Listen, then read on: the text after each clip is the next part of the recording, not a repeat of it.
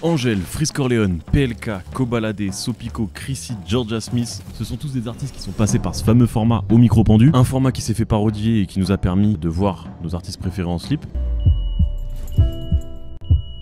Oui frérot, comme toi, j'aimerais effacer ces images de ma tête. Tu l'as compris, je te parle de Colors, ce studio qui s'est imposé en quelques années comme le passage obligatoire pour tous les artistes. Mon gars, bienvenue à toi dans ce premier épisode de Pose un cul et écoute.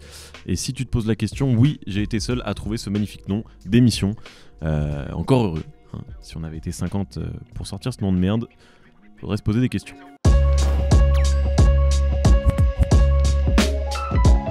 En vrai les gars, je suis trop content de vous faire un format comme ça, posé, petit micro, je reviens pour vous raconter des histoires, ça faisait très longtemps, donc j'espère que ça va devenir un rendez-vous régulier et que vous allez kiffer. Et si tu kiffes mon ref, pour soutenir c'est tout simple, le petit bouton like.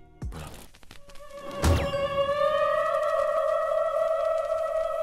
L'histoire de Colors commence comme une bonne success story à l'américaine, sauf que là, on est en Allemagne. En 2016, un mec qui vit à Hambourg vient de perdre son travail. Loser.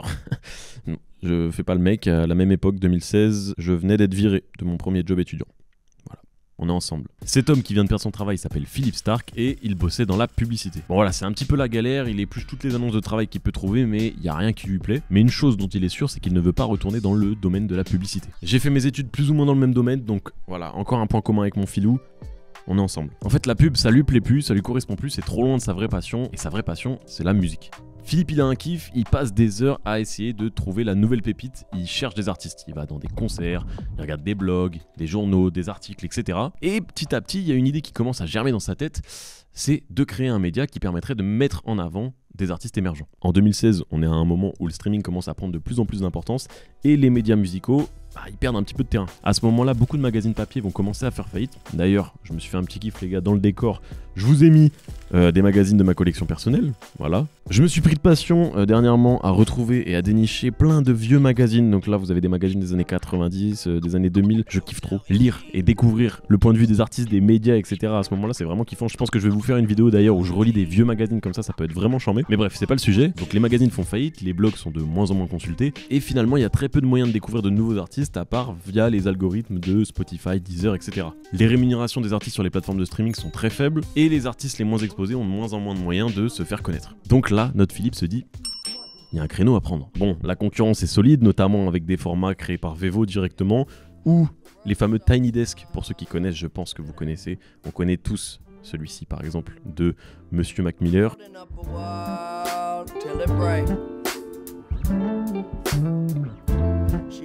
Big up à ma meuf qui le met souvent en fond musical dans l'appart. Mais notre Philippe, ça, il aime bien, mais il a d'autres idées. Bon après, il y a un petit souci quand même, c'est que Philippe, il est plein de bonne volonté, mais il connaît rien en fait. Bon, il connaît un petit peu le monde du business parce qu'il a travaillé dans la publicité, donc voilà, il est prêt et armé à recevoir les requins de l'industrie. Mais voilà, c'est tout, il a que ça, des bases on va dire. Donc naturellement, il va décider de s'entourer et il va se tourner vers un photographe de mode, un certain Félix Glasmeyer, avec qui il va créer donc en 2016 la chaîne YouTube que l'on connaît aujourd'hui. Puis en 2018, donc 2 ans plus tard, ils vont être rejoints par un troisième compère, Jonas Weber, qui lui sort de 7 ans chez Universal, donc il s'y connaît un peu plus. De là, un trio se forme, et on a déjà une grande partie de l'univers de Colors et de ce qui fait sa force aujourd'hui. Avec Philippe, on a la dimension découverte et une fine connaissance du marketing. Avec Félix, c'est bon, on a l'image, c'est carré. Et enfin Jonas pour épauler toute cette créativité, toutes ces idées, et apporter son œil de mec qui a travaillé dans la musique. Notre Philippe, il a bien compris que depuis 2010, les codes de communication, ils ont changé. Et notamment avec l'arrivée d'Instagram. Il se dit qu'il faut proposer des contenus esthétiques et accessibles. YouTube s'est aussi imposé comme un moyen de découverte majeur, mais voilà, il y a énormément de contenu qui est publié tous les jours. Donc lui, Philippe, il trouve que c'est un petit peu difficile de s'y retrouver et que les auditeurs, les viewers sont un petit peu noyés dans la masse. Et sur ce constat tout simple, Philippe se dit qu'il peut prendre tout ça à contre-pied. Je m'explique, en gros, il se dit qu'il n'y a pas besoin de beaucoup d'artifices et qu'il faut quelque chose de très très simpliste, très minimaliste finalement. En résumé, selon ses propres mots, il veut connecter les gens, les pays et les cultures sur un plan créatif et émotionnel. Et ouais, il parle bien notre Philippe, il a de l'idée, mais il a raison, parce que ça va marcher. Alors avec ses économies, Philippe il va louer un tout petit studio un petit peu miteux, on va pas se le cacher. Au début c'était pas très glamour. Pour te dire, dans le Time Magazine, il y a un résumé plus ou moins de ce que les premiers artistes ont pensé du studio. Ils disaient qu'il y avait des cratères sur les murs, il y avait des araignées, des toiles d'araignées, de la mousse, enfin... Bon voilà, parlons français, c'était dégueulasse, c'était miteux, tout ce que tu veux. Et dès les débuts, Colors ça va ressembler à ce que l'on connaît aujourd'hui. Félix et Philippe ont tout simplement l'idée de mettre l'artiste seul avec un micro dans une box colorée, voilà, qui va changer de couleur à chaque artiste. Sauf que si aujourd'hui les fonds de couleurs sont traités aujourd'hui informatiquement, il faut savoir qu'à l'époque, c'était nos amis Félix et Philippe qui repeignaient tout. Voilà, mec des terres. Et toute cette petite aventure remplie de peinture pour l'instant commence le 19 février 2016.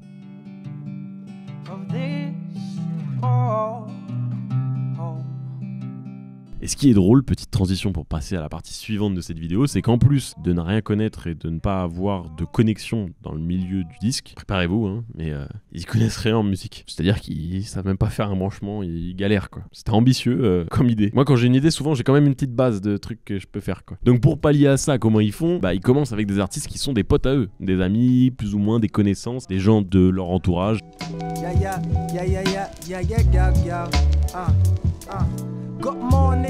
Bref, voilà, ils essayent de trouver des gens qui vont tolérer un petit peu ce manque de connaissances. Et voilà, ça commence à être publié, etc. Malgré que des artistes plus implantés soient pas forcément chauds de participer au format qui, du coup, de prime abord, est un petit peu amateur. Et en faisant nos recherches là sur cette vidéo, on s'est aussi rendu compte que le son était pas très bon en fait au début. Pour un format où la base c'est quand même le traitement de la voix et tout ça, je comprends qu'il y a eu quelques petites réticences de certains gros artistes, labels, etc. au début. Donc pour résumer, ils ont pas de moyens, ils ont pas de matos, ils ont un local pourri, ils savent pas gérer du son, ça fait beaucoup hein. Et en plus de ça, ils ont un concept qui se met un petit peu en rupture avec ce qui est proposé à ce moment-là sur les réseaux, sur les plateformes, etc. Donc c'est un petit peu le bordel, mais ils ont plein d'idées, plein d'ambitions et le format commence à prendre de plus en plus de place.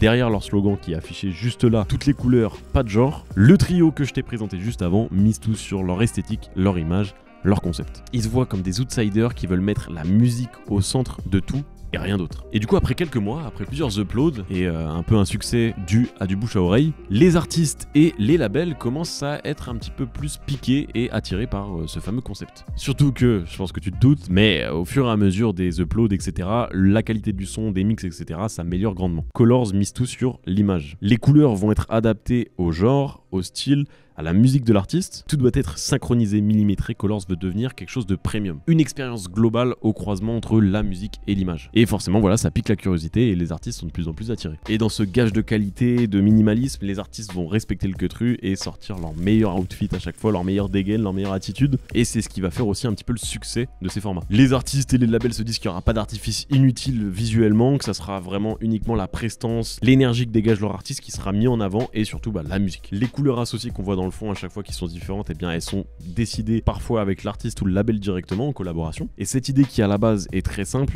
est vraiment smart parce que pour le coup c'est hyper adapté aux réseaux sociaux et dans un monde où on regorge d'informations, on regorge justement d'artifices, de petits visuels, etc. Là un truc hyper sobre avec une image de fond colorée et un artiste qu'on connaît plus ou moins potentiellement, et voilà, ça fait cliquer tout simplement. Cette simplicité millimétrée qui marche très bien, certains artistes ont capté le délire. Il y a eu par exemple Rema qui avait fait une performance avec un ourson en peluche dans les bras.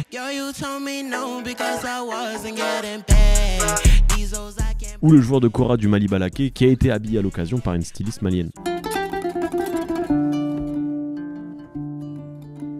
L'équipe de Colors avait fait un gros travail sur l'esthétique de ce Colors et avait accordé autant d'importance au son qu'au visuel finalement. Et pour des artistes à l'esthétique très marquée, passer chez Colors, c'est logique. Et notamment pour des rappeurs francophones, une musique qui, au fil des années, a laissé de plus en plus de place et d'importance à l'image. Donc forcément, Colors c'est attrayant et le média a fait naturellement de plus en plus de place à des artistes francophones. On se souvient par exemple de C-Boy avec la couleur orange, cette fameuse cagoule et tout l'esthétique minimaliste qu'il avait fait autour du projet spécial qu'on retrouvait notamment du coup dans ce Colors. Là je te parle de C-Boy parce que voilà il m'a marqué, mais il y a eu énormément d'artistes rap francophones qui sont passés sur Colors. Lala Ace, Dinos, Frenetic, Kobalade, Dooms, bref la liste est super longue. En tout cas je me souviens que Dooms avait dit je sais plus où en interview que Népal aurait dû faire un Colors. On était les tout premiers que Colors avait contacté, moi et Népal. Lui il avait pas fait, il voulait pas, du moins il avait pas de projet en cours ou quoi, donc il était pas trop dedans. Bref c'est devenu très rapidement un tremplin pour certains artistes et même devenu un terrain de diffusion d'exclus. Par exemple juste là Alpha One qui interprète Pistolet Rose 2 le jour même de sa sortie finalement. Je regarde les deux premiers Rambo, je regarde pas le 3. Ces négros savent, ils ne font pas le poids. Bon là, notre Philippe Lingo avait fait une perf assez courte, il me semble. Mais on avait par exemple un Niro qui lui avait écrit une disserte. et tapé un morceau de plus de 5 minutes, il me semble, qui avait fait à peu près 50 prises pour pouvoir rentrer cette performance que tu vois actuellement chez Colors. Et oui, parce qu'il faut savoir que tout est fait d'une seule prise. Et ouais. Je te comprends en vérité quand tu leur donnes le respect, ils pensent que c'est de la faiblesse. Donc voilà, forcément ça met un petit peu la pression et il n'y a pas le droit à l'erreur. Très rapidement, Colors est devenu une étape incontournable dans la promo, dans la stratégie de promo d'un artiste, comme avait pu l'être Planet Rap avant par exemple. Colors, ça peut laisser place donc à plein de choses, à des exclus comme je le disais, mais ça peut aussi être un moyen de retravailler un morceau, de proposer quelque chose de différent, comme par exemple avait pu le faire Gazo sur le morceau Molly par exemple.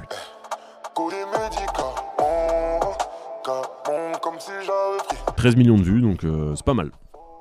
Bravo. Bravo Gazo. Et d'ailleurs, il faut savoir que les statistiques, les perfs des rappeurs francophones sur la chaîne de Colors font vraiment partie des contenus qui marchent le mieux sur la chaîne YouTube. Et ça, tout pays est toujours confondu. Donc voilà, vos régions ont du talent. Le rap francophone a du succès à l'international et en Europe. Et de toute façon, on le voit bien sur les commentaires de vidéos de Colors. Qui n'a pas vu ce fameux commentaire? I don't speak French, but Gazo, t'es trop fort, s'il te plaît, je peux te sucer. Je suis pas sûr de la fin du message, mais je suis une énorme merde si y a pas ça sous chaque Colors de rappeur francophone. La prestation de Sopico que tu vois derrière moi avec son tabouret et sa guitare est le format qui comptabilise le plus de vues pour lui sur YouTube dans la musique. Comme un grand gester, soit 28 jours plus tard à Manchester, j'ai cuisiné un remède à l'ancestesse. Zombie, ton fiston va manger. Voilà, pour te montrer l'importance de ce média pour certains artistes. Et bien évidemment, Monsieur Chrissy qui a été le premier rappeur francophone à participer à ce média, à ce format, avec le morceau Rulio et ça.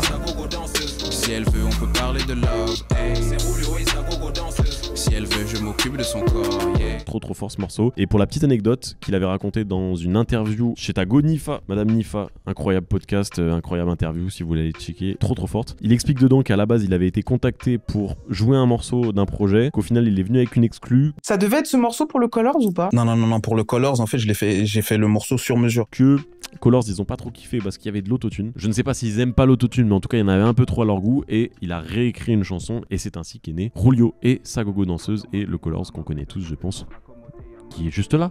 Hein? Qu'il est beau. Quel homme, finalement. Donc voilà, petite transition pour arriver sur la partie suivante encore une fois. Non, ça ne sera pas un ro. Transition pour arriver sur la partie qui nous intéresse juste après. Voilà, la force de Colors, c'est de s'adapter aux artistes et surtout mettre en avant tout le monde, tous genres musicaux et ce sans distinction géographique. Respect.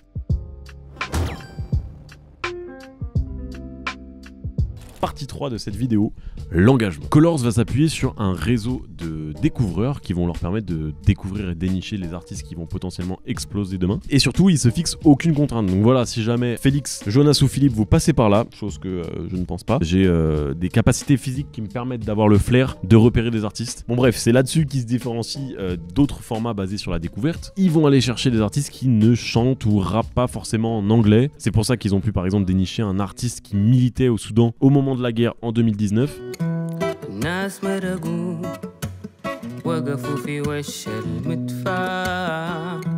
Colors veut leur donner une plateforme pour pouvoir s'exprimer artistiquement et je trouve ça hyper honorable et hyper important. Ils sont aussi pas mal engagés auprès de la communauté LGBTQIA+, notamment lorsque Angèle était passée là-bas pour interpréter Ta Reine.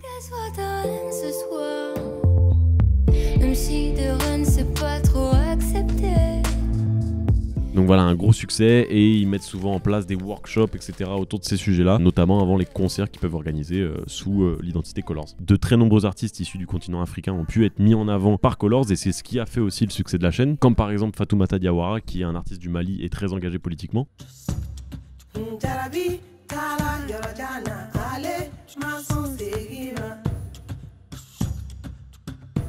Et en parallèle du format qu'on connaît tous, ils ont aussi lancé des formats plus courts, sans forcément de musique, voilà, avec des mini-interviews écrites pour mettre en avant notamment des artistes du Nigeria ou d'autres pays et parler d'engagement auprès de leur communauté. D'autres artistes ont pu voilà, lancer leur carrière grâce à Colors, et voilà, je pense que l'un des exemples les plus parlants, c'est celui de la chanteuse que tu vois là, Billie Eilish.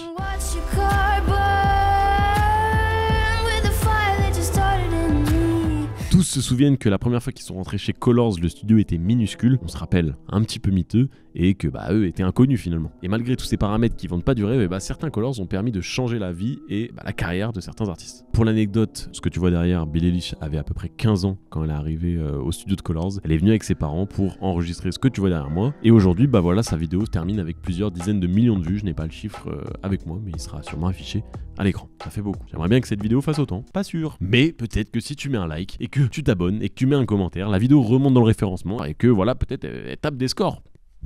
Je compte sur toi. Et sur ce, avec tous ces exemples que je te raconte depuis tout à l'heure, Colors devient un point d'étape crucial et important dans la stratégie promo, mais aussi financièrement parlant. Le modèle économique de Colors est assez difficile à cerner, difficile à comprendre, mais je sais.